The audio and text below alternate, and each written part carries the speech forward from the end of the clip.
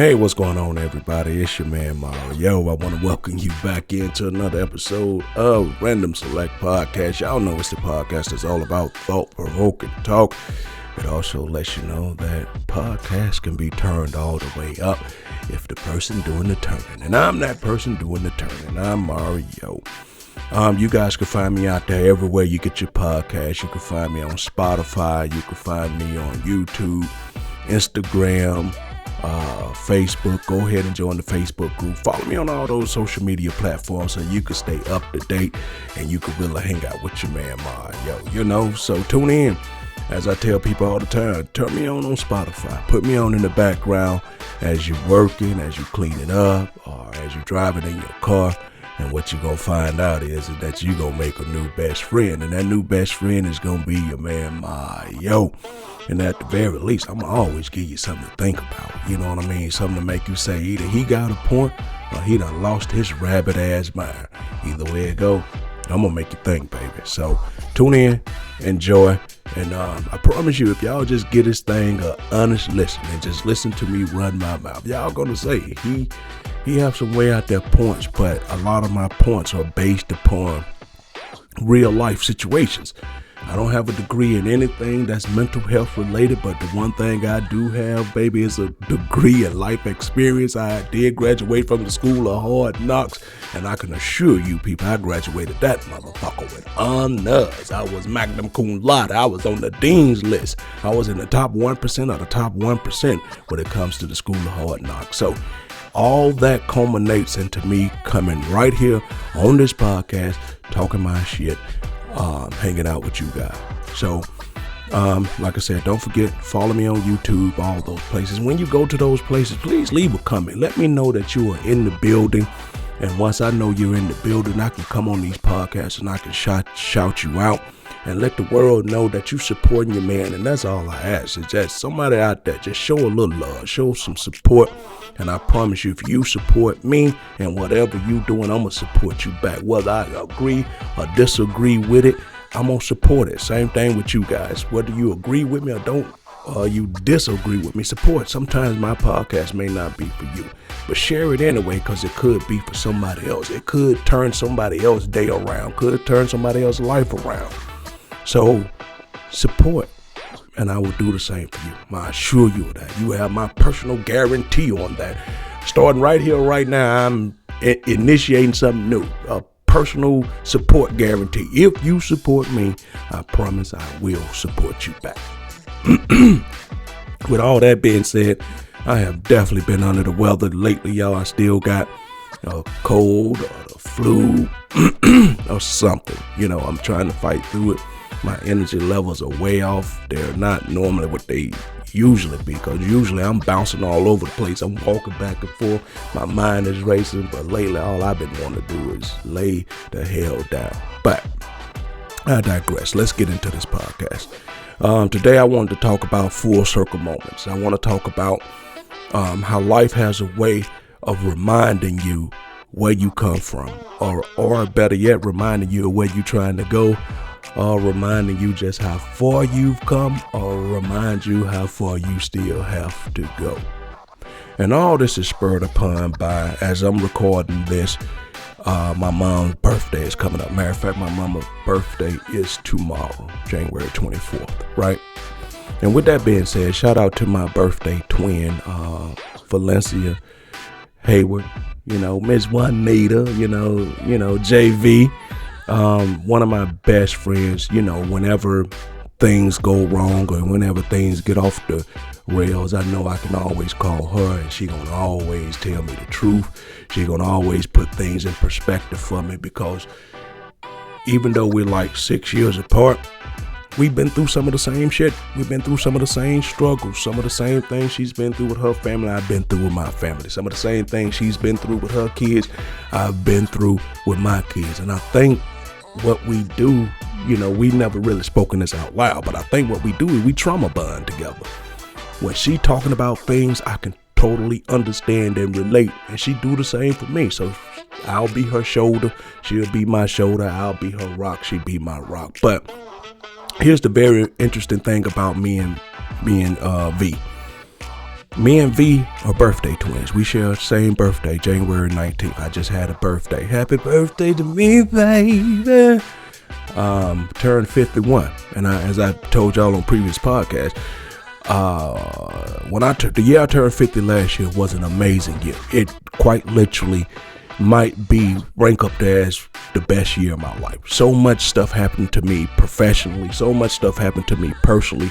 And when I turned 50, it was amazing. I'm looking to duplicate that and maybe do it even better in 2025 when I turn 51. But guess what? It had started out rocky as hell. It had started out with me being on itself sick, you know what I mean? So depending on who you ask, maybe it's me being sick. Those are some roosters coming home to roost, you know what I mean?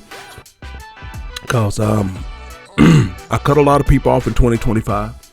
I made some decisions that was strictly for my life and personally for me. 2024, I'm sorry. But more people are coming in 2025. I made a lot of personal decisions that benefited me. And I started living by the mantra that if it's not mutually beneficial, then the answer is automatically no. But back to Valencia. Me and Valencia are kindred spirits for several reasons, but the most ironic thing is that we share birthdays and our moms share the same birthday. And I don't know how rare that is, that you could find a person in this world where you and her birthday match and your mom and her mom birthday match. That just means that we're going to be connected in some form or fashion until we both are no longer on this earth. So I just wanted to give a real shout out to my birthday twin, Valencia. One native, Miss Hayward, Jay,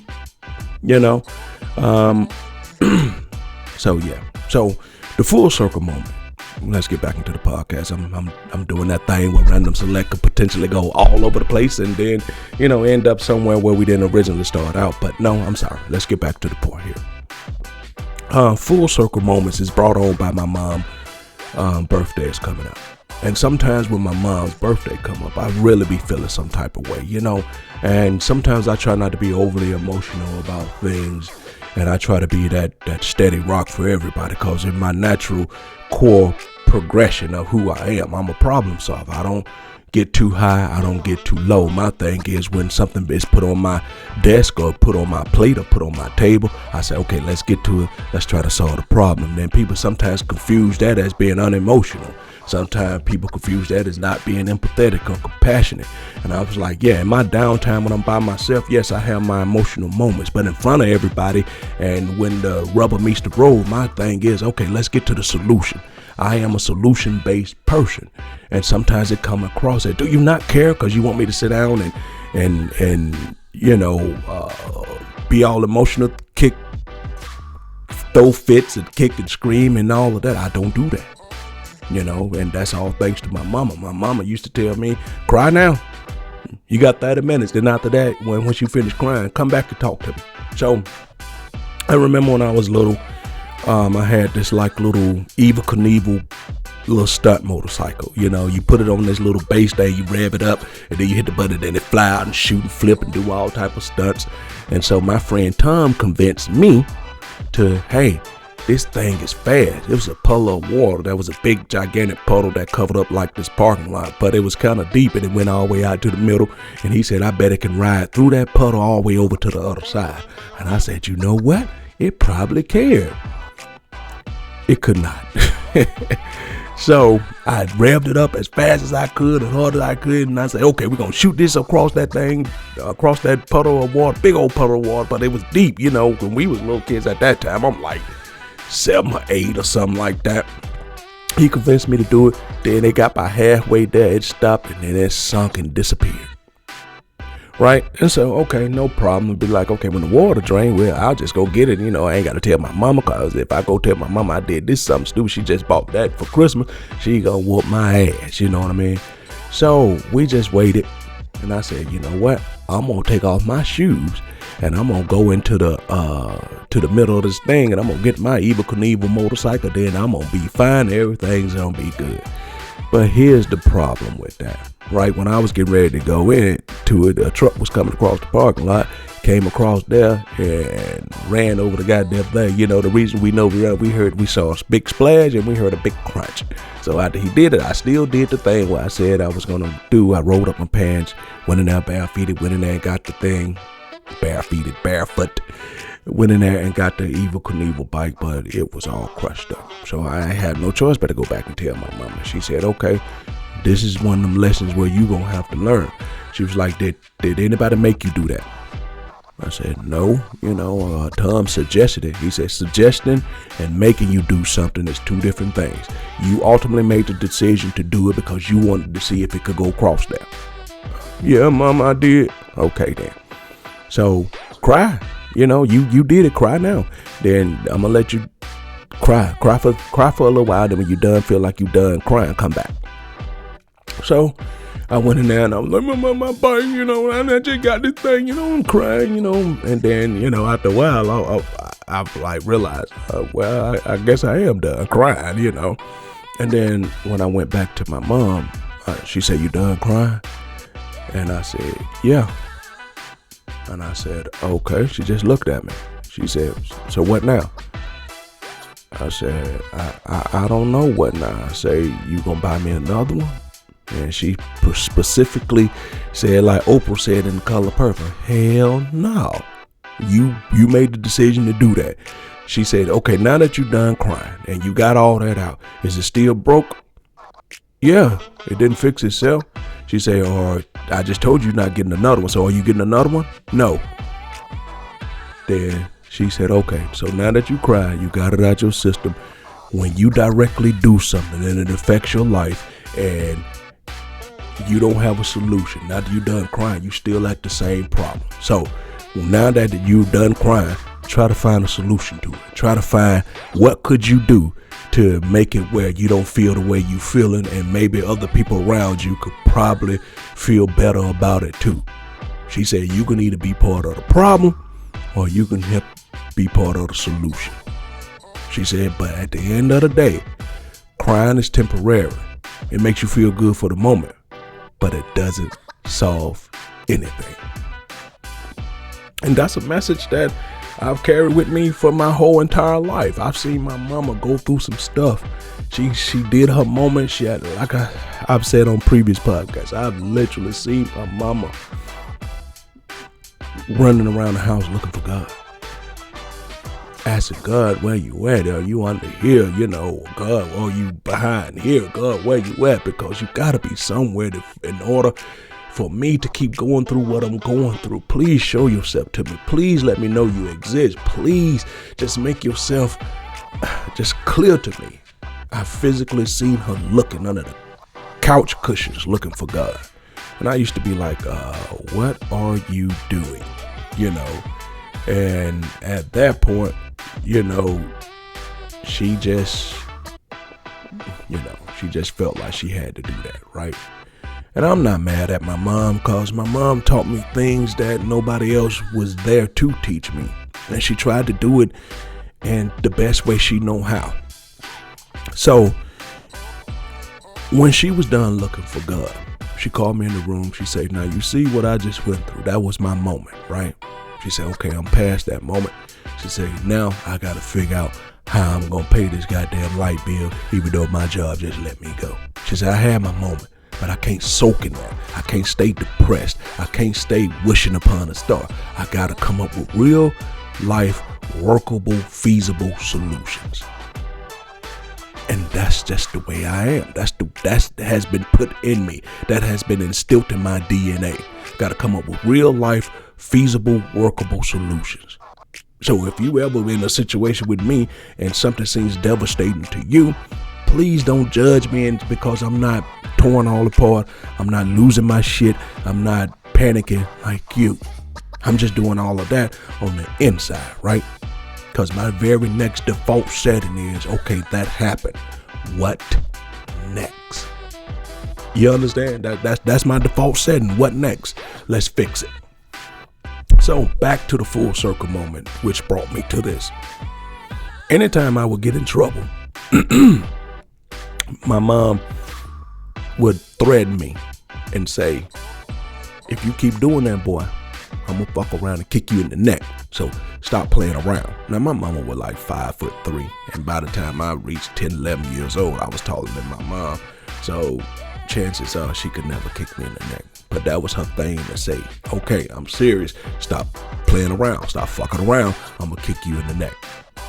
All right, and fast forward that, and I used to always grow up and say, I am never gonna say none of that dumbass shit my mama used to say to me. But as progressive commercials teach us, we can help you save 15% or less on your car insurance, but we can't stop you from turning into your parents. So I used to swear up and down, I'm not going to say that stuff my mama did. I'm not going to parent the way my mom did. But you don't realize that it's not just the parenting that your mom them gave you. You don't realize you was in a forever non-ending teaching type of wormhole, because those are the lessons that you were taught. That is how your household was ran. Just like with me and cleaning up. I hated cleaning up as a child, right? But you don't understand, that taught you discipline. That taught you how to make sure that your living environment is a clean, peaceful space, because when your home is in order, your mind can be free. You ever notice that a lot of people who are in disarray in their life, their home is in disarray? You notice a lot of people who are always unorganized, can't never be on time, and things like that. The thoughts and stuff ain't together. Go to the house, and you'll find that their house is the same way that their life is, right? And I'm not like that. I like to make sure everything is order. I like to make sure there's an order of operations for everything. Everything has a place. And that's my motto in my house. Everything has a place. I don't want to look up and come in that the paper towel dispenser every time I come in the kitchen is in a different spot. Drives me insane. So she taught me how to clean up, and I hated it as a kid. I used to fight it tooth and nail, but now as an adult, I'm glad she did, because it makes me where I make sure when somebody comes over to my house, I don't have to rush to clean up. It's already done, because I do the things that needs to be done. And plus, that old saying that we've been hearing our whole life, cleanliness is next to godliness. And I'm not saying I'm a germaphobe. I'm not trying to say I'm white glove clean, but I'm to the point where you ain't gonna come in my house and you're not gonna judge me and say, woo, that shit was filthy, right? Now, it's a difference between having clutter in your house being nasty, right? You can have a cluttered house where you just ain't got enough space and stuff is just kind of everywhere. That don't mean your house is dirty. It just means it's unorganized. It's cluttered. Now, dirty is something else. When you got old food containers and all that stuff and you refuse to get it up, paper, refuse to clean the bathroom. But I digress. I'm getting off the point again. So let's get back to that full circle point. So you don't realize how much you're being taught by your parents, but you fight it, because I grew up saying I'm not going to say anything like what my mom said. So I grew up telling my kids, once they really got on my nerves, you better stop playing with me before I kick your ass in the neck. Said it a lot to my kids, right? And didn't even think about it. It's just something that came because I had been, repetitively taught that when you done and you at your wits end and you letting them know that I ain't playing with you no more after this, because after I issue, I'm going to kick your ass in the neck. Chances are I might not kick you in the neck, but I'm going to fuck you up because I have gave you opportunity to sit down. The kick in the neck is the thing that let you know for sure. And they all knew once I said that, I ain't fucking around. Because I knew once my mama said that, she ain't fucking around. So over the years, as my kids got older, I said it a lot, right? And I remember my daughter coming to me when she was about 12-year-old, my second oldest daughter, Shayla, and she said, I'm not going to say that stuff that y'all say. Same thing I said. I'm not going to be like y'all whenever I have kids. I'm a parent. I'm going to be patient, and I'm going to make sure that they understand that I love them and I'm in it for them. That's what she used to always tell me, right? Fast forward to about a week ago, and she has a child. My grandson, Amari, who's, my namesake, named after me, shameless little plug there. And he was doing something, and she just whipped out You better stop playing around with me, Amari, before I kick your ass in the neck. And I just bust out laughing. I am cracking up. I am having just one of the moments where I'm like, damn, this is a full circle moment. I'm really cracking up. And she like, what you laughing for? I was like, you don't hear it? She was like, what? He getting on my nerves. And I said, what did you just tell him? I told him he better sit down somewhere. He know better. I said, no. Specifically, what did you just tell him? She said, I told him he had to sit down before I kick his ass in the neck. And she went, oh my God, I did it. I said, OMG. Yes, you did, Becky. And that was a full circle moment, because the same way I had been indoctrinated, the same way I had been taught, the same way through repetition and exposure that I had been exposed to kicking somebody and being threatened with kicking in the neck, the same way I grew up the threatened with kicking in the neck, the same way she told me that she wasn't going to threaten with kicking in the neck, and then she just threatened her son with kicking him in the neck. At its core, it's probably dysfunctional as hell for me to take so much pleasure with my daughter threatening my grandson with kicking his ass in the neck. But for some reason, I derive such pleasure from it. Is it dysfunctional? Possibly. Is it not right? Oh, totally. But I enjoyed it nevertheless. And those are those full circle moments sometimes that we have to understand, that what you pour into your kids is very important, because we think you just saying it for the moment. You think you just saying it right now, but you don't realize the stuff that you're teaching your kids, the things that you're exposing your family to, is things that's going to be in your family for generations, and you don't even realize it. You just mad at the moment. That's just your personality. And that's when I realized the full circle moment came through the fact that sometimes I mourn my mama. Like tomorrow when her birthday, I'm going to mourn her. And everybody in the house knows to kind of leave me be, And I'm working on that too, because whenever I go into my shell, everybody know not to mess with me, not to, just let me come out of it. And I'm working on it. I understand that is not the antithesis of how you should be when you're going through some things. When you're mourning, you should let people help you. But I just explained to you, I ain't built like that, right? And sometimes when we say stuff like that, that's just who I am. That's just me. Accept me for me. Sometimes who we are is fucked up. Sometimes who we are ain't right. So sometimes we got to stop rolling with that. That's just who I am. Okay, if that's just who you am, that's just who you is, playboy. Who you is fucked up. And sometimes we need to start calling people out for it. Accept me for me. No, I will not accept this angry, schizophrenic, dysfunctional ass person as someone that I want in my life. We will be friends, but I will handle you with a long handle spoon, and I will deal with you over there. We'll be on hey and a goodbye basis, but on a personal deep end level, I will not fuck with you. I do not fuck with you. So sometimes when y'all say, just accept me for who I am, somebody need to look you in the face and say who you are as a fucked up person. Let other people accept you for who you are. I'm not doing it. Because as I told y'all, in 2025, my whole mantra is, if it's not mutually beneficial for all parties involved, the answer is automatically no. I'm not dealing with it. If you come to me as a broken woman, if you come to me, if somebody else has broken you and make you feel a certain way, I'm not investing not one single drop of energy to fix you, because that is not my job. I am not a mental health professional. The best I can do for you is give me the number. You give me the number. I'll call your ex up, put you on the phone with him, and let you spew all that stuff that you want to spew to me. Let you spew all that anger, all that hate, all that, brokenness. Get him on the phone. You tell it to him. Let him fix you. He the one who broke you. Let him fix you. Let Geppetto fix Pinocchio. My ass is not Geppetto, and I'm not fixing you. Because it's amazing how a lot of women sometimes expect men to deal with me while I work through my issues. I'm broken. And expect us to fix. But a lot of times women want men to come to them already working out, already, together and stuff like that.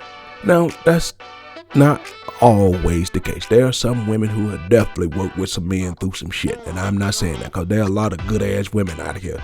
So I'm just saying the average or what is perceived to be, because don't get me wrong, there's a lot of damn good women out there. So I don't want to make it come off as that, but I'm just saying for everybody involved, how about we do this? How about you take some time to work on you? That way when you come to the table, you okay? I take some time to work on me. That way when I come to the table, I'm okay. But we are wasting time trying to get to know each other, wasting time to build something together. We spend most of the time you trying to fix me and me trying to fix you. All we doing is becoming counseling partners for each other. And then at the end of the day, it still may not work because we done wasted so much energy and time trying to fix each other. And sometimes, if we being honest, there are some cracks and chinks in some people's personality and they psyche and they essence and they soul that can't be fixed. Sometimes you just have to deal with that scratch on the side of your car, right? Sometimes you just have to deal with that little ding on your sofa. Sometimes you just have to deal with that little chip that's in your china on the end of it. It still is a plate. It still can hold food and all of that, but it just had that one little chip. And if you could deal with the chip, then it's cool. I'm just saying at this particular point, I understand my shortcomings and I need somebody who understands their shortcomings. You work on your chip, I work on my chip, and hopefully when we get together, the plates are fine. I don't want to spend a moment working on trying to fix you. I'd rather take that time working on trying to fix me. So, back to what my daughter did. She told my grandson, you better leave me alone before I kick your ass in the neck. And for the Watts family, that is a staple. That is that line thing. That is that point when an adult says that to you. In our family, that means you have used up your last,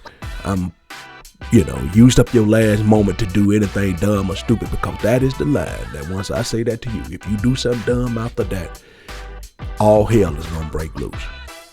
And she was just so, she really felt some type of way. At first I thought she was playing, when that she was distraught about it, but she felt some type of way. She said, oh my God, I'm turning into you. I said, no, you your own person. Ain't nobody turning into me. You just a victim of repetition learning. You just regurgitating what you've been hearing your whole life. That doesn't make you me. That just make you say it's something that I say. And better yet, it just make you say something that your grandmama say. I learned it from her. I don't know who the hell she learned it from, because I ain't never hear my grandmama or granddaddy say, nothing like that. So, doesn't make you me, even though turning into me wouldn't be a bad thing. Well, okay, yeah. No, it doesn't make you me. And plus, I don't want you to turn into me. Each generation, I need you to be better. I need you to be better than me, and I need Amari to be better than you. But it doesn't make you turn into me. It's just a full circle moment to go into what I'm talking about. Is that you have to be careful what you say around your kids. You have to be careful what you teach your kids. When you're teaching your kids things, now that I know what I know after all these years of parenting, you have to be purposeful and have good intentions what you pour into your kids. Because a lot of times when that kid start pouring that stuff back out, and then you say, where you get this from? Where you hear this from? Who taught you this? Ain't no need to go look no further. Ain't no need to try to figure that out. You all right. I learned it by watching you. So sometimes we think we doing the right thing. We think it's all fun and we think it's funny and we think it's all games. But when you see that stuff come back out, that ill-begotten, dumbass, ignorant shit that you poured into your kids, when you see it spewing back out, it ain't so fucking funny then, is it? Because have you noticed that sometimes fathers and sons have issues? Definitely know mamas and daughters have issues. And sometimes the reason they have issues is because as humans, sometimes we like to be the way we are. But for some reason, when we see somebody being exactly the way we are, it rubs us the wrong way and make us mad. Be like, why you so mad at that girl? I don't know why. She just do dumbass shit, right? And then you realize and you tell her, I'm telling you, she is exactly the way you. She is not like me. I'm telling you, she is exactly like you. You don't know what you're talking about. She is not like me. She's just doing this just to piss me off. But at the end of the day, the reason you can't stand her because it's like looking in the mirror. The reason sometimes you have problems as a man with your son because he doing that same dumbass shit you used to do. And it's something about us seeing ourselves projected into our kids we fucking hate. And that's why we have problems with them. Because we see them, we see ourselves in there somewhere subconsciously, and you refuse to admit it, refuse to acknowledge that the reason y'all are having a problem is because you see yourself in them, and it's a little part of you that can't stand the fact that at some point, or even now, you act like that, you still like that. And that's when those full circle moments come into play, where you realize, I should have been more careful about what I poured into the kids. I should have been more belligerent about how I went about it, about what I put in them, about timing and all those type of things, what I exposed them to. Because sometimes when the kids be a certain way, you don't even realize that you pushed them that way. Then we get mad and say, why are you like this? At the end of the day, we say with our words, don't do this and don't do that. But your actions push them on down that hallway. Hey, don't smoke and don't drink. I'm telling you all the good stuff to be, right? When all they see you is smoking and drinking. I tell you, don't be fussing and cussing and being promiscuous and being with all these different people. But yet and still they see you being fussing and cussing and being promiscuous and being with all these different people. You tell your sons, treat women right. You don't need 50 women on your belt. You just need one quality woman. When they see you treating women wrong and you got 50 women on your belt and they see you pushing away the good quality woman. You understand, words is one thing, but as humans, we tend to follow what we see. The herd mentality. The herd mentality is real. We tend to follow what we see. We tend to do what we've seen done. And that's why those full circle moments sometimes wake you up. Those full circle moments sometimes are a reality check. Those full circle moments are sometimes your life being reflected back at you in a big picture where you cannot deny it, cannot say that you didn't see it. Because her telling my grandson, I'm gonna kick your ass in the neck, it's just a full-fledged projection of all the things that was poured into me, that I turned around and poured into her, and now she's turning around and pouring into her son. And you see, as the song say, and the beat goes on. You get it? You understand it now? Did I make it all make sense? And that's why I say the full circle moments are the ones that make you think that I need to do something different. I need to change. I need to be better. Because we say about this crazy, perpetual cycle. And we usually attribute perpetual cycles with people doing bad. It's not always just when your family's doing bad or generational curses. Sometimes it's just little small things that we could change that could make your kids think and see things a whole totally different way. Because we already know mindset, attitude plays a big part on outlooks and projections. So if we change how they see things and what we pour into them, maybe they won't be so lazy. Maybe they won't feel like they want to take shortcuts. You understand what I'm saying? We need to pour right from the jump when they come out the womb. Hey, from the jump, you have this, and this you're responsible for. So every day when they doing that, you don't understand repetition-wise, you teach them discipline to say that regardless of what goes on in my life, this has to be done. But we said, oh, I got it. He just going to mess it up. Oh, I got it. He can't do this. And especially with the women, y'all tend to be soft on the boys. And then y'all complain that there's no good men to date. And then you turn around and turn your son into that no good ass man that you're saying that is not out there. Turn him to where he's soft and depending on his mama. But that's a whole nother thing. I just want to focus on the full circle moment of the thing. Mama, I love you and I miss you. But there are some things you poured into me that I wish were not poured into me. And there are some things I poured into my kids that I wish that I had not poured into my kids, and I want to try to stop my kids from pouring into their kids things that they should not be pouring into their kids.